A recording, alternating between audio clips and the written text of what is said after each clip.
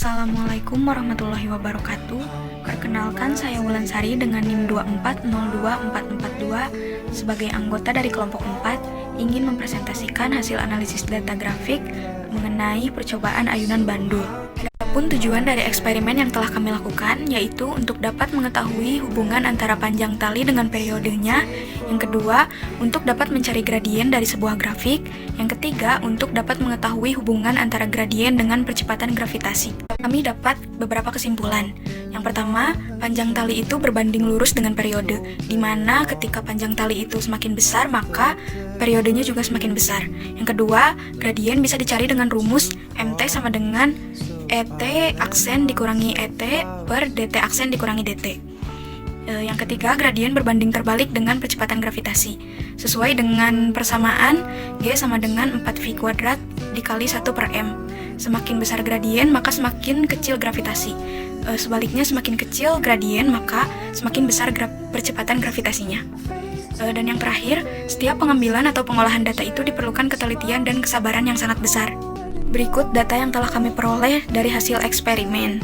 Nah, setelah menggunakan metode komputasi melalui Excel, didapatkan gradien sebesar 0,010 sekian-sekian. Nah, setelah melakukan perhitungan dengan grafik yang manual, dengan cara yang manual, untuk membandingkan hasil dan metode komputasi, kami dapatkan bahwa gradien dari grafik yang telah kami peroleh itu sebesar 0,013, yang mana ini tidak jauh berbeda dengan yang kami dapatkan dari hasil komputasi. Setelah mendapatkan nilai gradien, kita bisa mencari perpotongan garis pada sumbu Y, di mana garis ATBT itu perpotongan garisnya kan disimbolkan dengan NT, itu nilainya 3,14, sementara N1 itu 3,04 dan N2 itu 3,30 pada grafik.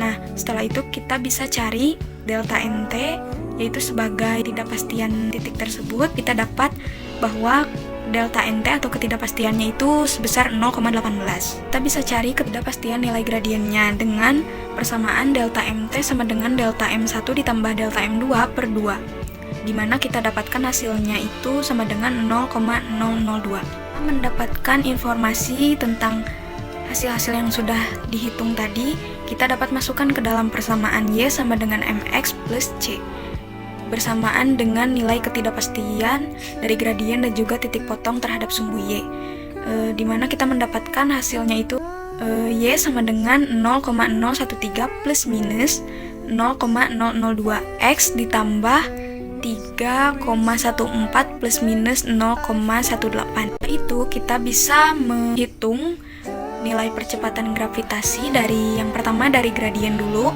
dan percepatan gravitasi atau G sama dengan 4pi kuadrat dikali 1 per M, dimana 1 per M nya itu kan 1 dibagi 0,013 dari hasil gradien yang telah kami dapatkan tadi, sama dengan 76,92.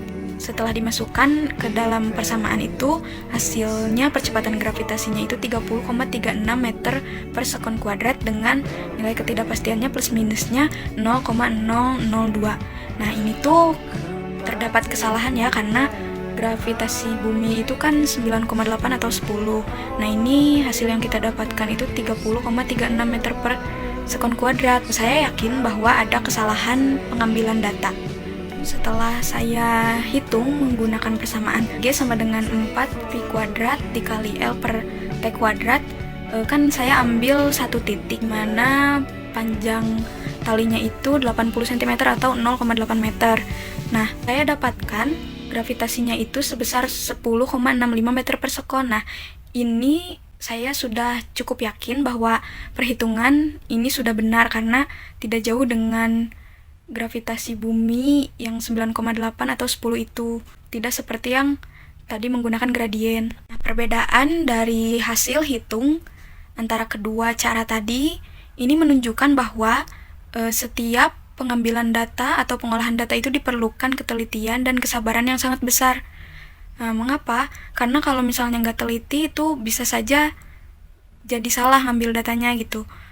Ditunjukkan dari tadi yang hasil menghitung menggunakan gradien dan menggunakan salah satu titik itu kan hasilnya berbeda sangat jauh. Nah, ini kemungkinan besar adanya kesalahan pengambilan data karena ketika menggunakan salah satu titik itu hasilnya kan 10,65, tapi saya melakukan perhitungan terhadap titik-titik lainnya itu nilai gravitasinya itu berbeda. Maka di sini saya dapat simpulkan bahwa pengambilan data ada yang salah begitu. Mungkin cukup sekian presentasi dari saya. Kurang lebihnya mohon dimaafkan. Terima kasih. Wassalamualaikum warahmatullahi wabarakatuh.